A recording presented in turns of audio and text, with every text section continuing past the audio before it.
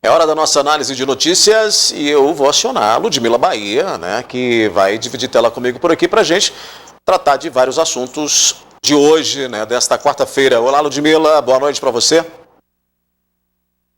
Boa noite, Odair Cardoso, boa noite para todo mundo que acompanha o NTV News, seja pelo canal 8.1, também pelas redes sociais e também pelo nosso site ntv.tv.br. Vamos então à análise, ao nosso jornalismo opinativo sobre alguns fatos importantes que marcaram esta quarta-feira. Pois é, Ludmila, neste bloco a gente vai falar muito de Covid, né? E só para a gente dar início, então, aí, registrando aqui que o Boletim Epidemiológico da Secretaria Municipal de Saúde de João Pinheiro confirmou que 73 detentos do presídio de João Pinheiro foram contaminados pelo novo coronavírus, um número altíssimo, né? De acordo com a informação que a gente pegou lá, o resultado foi obtido após realização de 99 testes da doença no presídio, né? Nossa reportagem também apurou que a direção da unidade informou, né, nessa apuração, que os detentos foram colocados em celas separadas e que nenhum deles apresentou um quadro grave da doença, mas aí foram, lógico, preventivamente separados. Um dos presidiários que sofre de asma foi encaminhado para o hospital municipal de maneira preventiva e ainda não se sabe, de acordo com a direção, como é que essa contaminação se originou no presídio, já que nós temos aí, Ludmila, uma determinação, né, de não ter visitas, de todas aquelas medidas preventivas para a Covid, mas aí mais de 70 presidiários lá de João Pinheiro infectados. Pois é, Odair, inclusive a gente viu aí uma extensão de uma determinação em relação às penitenciárias federais para aumentar esse período aí, para que não haja essa visitação exatamente para tentar evitar essa transmissão. Só que o que acontece aí, trazendo para uma outra esfera, ontem aqui no NTV News a gente mostrou o caso do abrigo lá de Unai, onde são pessoas que estão no mesmo espaço, né, tem aquela convivência diária, e aconteceu mais ou menos isso aí, muitas pessoas, ou a maioria das pessoas contaminadas, justamente porque a transmissão, ela é célere e aí tem contato e aí pode ser que essa pessoa fique doente. O mesmo pode acontecer também dentro de presídios, foi o que aconteceu em João Pinheiro, a maioria das pessoas infectadas. Então, não é somente essa barreira da visitação que vai impedir a transmissão. Há uma circulação de pessoas ali dentro, né? Tem os próprios agentes penitenciários, outras pessoas que trabalham ali no local, prestando serviço, fornecendo serviços, atividades ali, e essa circulação, esse fluxo de pessoas pode fazer com que ocorra essa transmissão. Então, as pessoas que estão dentro de um presídio, elas não estão totalmente isoladas de um mundo, pois tem esse contato aí com o universo externo através de outras pessoas, não sendo por visitação, mas sendo através das pessoas que trabalham no local. E pode ser que essa pessoa que tenha transmitido para os detentos tenha sido assintomática, ou seja, não apresentou nenhum sintoma, ela tinha o vírus, continuou provocando ali a circulação, continuou trabalhando normalmente porque não foi testada, e a gente sabe que em Minas Gerais não há a massificação da testagem da Covid-19, logo a gente não tem a dimensão da doença em números exatos, a gente tem uma estimativa com uma subnotificação grande de casos, e isso pode, infelizmente, acontecer. É verdade, aí vira dissemina de forma coletiva, né? Dissemina aí de forma paralela com pessoas que precisam sair do presídio. Ludmila, na entrevista, isso, né, claro, faz engrossar as estatísticas no Estado.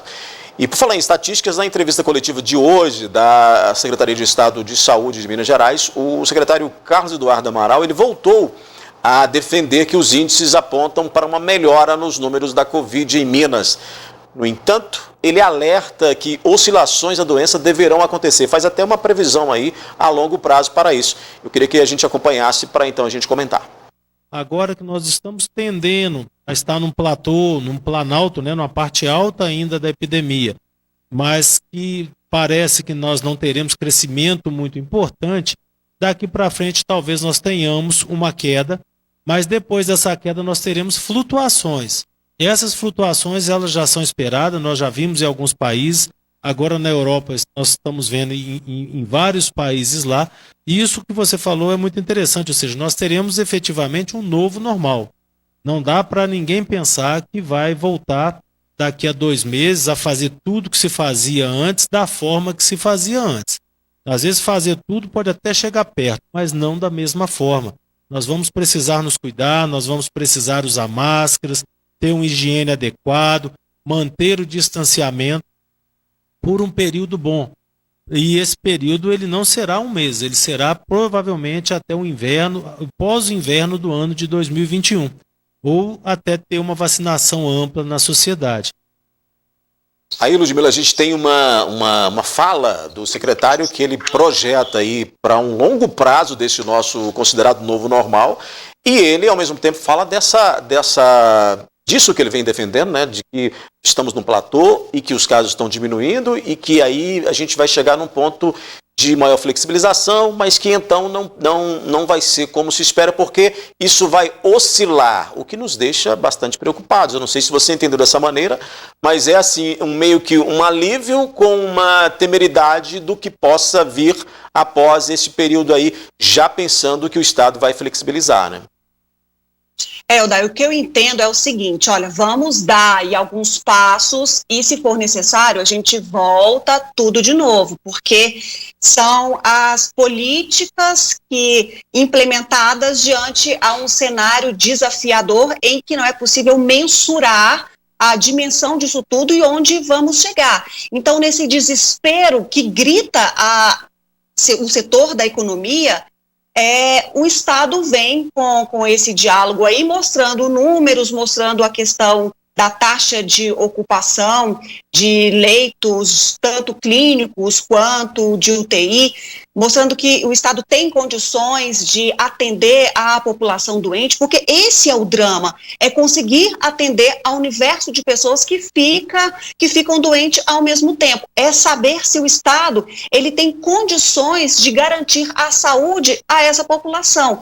Então, o Estado ele abriu leitos aí em cidades, em macro-regiões, em micro-regiões distintas, mas Patos de Minas, a gente viu como que está a situação, acompanha com atenção, principalmente quando foi nos dada a informação que o Hospital Regional abriria mais leitos de UTI, isso até o momento não aconteceu, e a gente acompanha tudo isso, mas essa é aquela fala, né? Vamos fazer isso porque tem muita gente reclamando, tem muita gente sofrendo, é preciso socorrer a economia, mas também tem aquela fala do pano de fundo que a prioridade é a saúde. Então, vamos dar vários passos adiante e, se for necessário, a gente volta todos para tentar ver o que a gente faz para salvar pessoas, mas também salvar a economia. São duas crises aí que caminham juntas e deixam aí as autoridades preocupadas e a nós, cidadãos, também. Sim. Porque é preciso que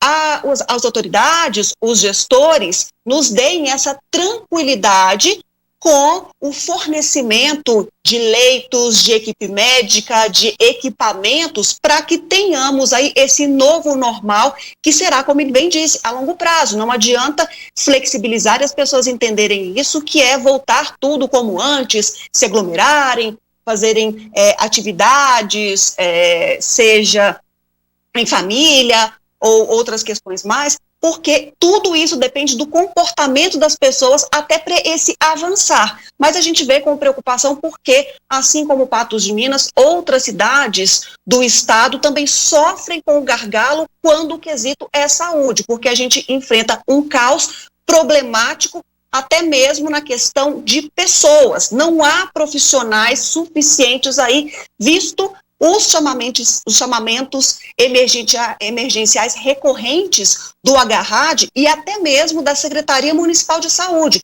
São vários chamamentos emergenciais para a contratação de profissionais e a dificuldade é evidente, é latente, tanto é que são abertos aí com frequência justamente para tentar preencher essas vagas e dar à população a condição necessária de atendimento à saúde.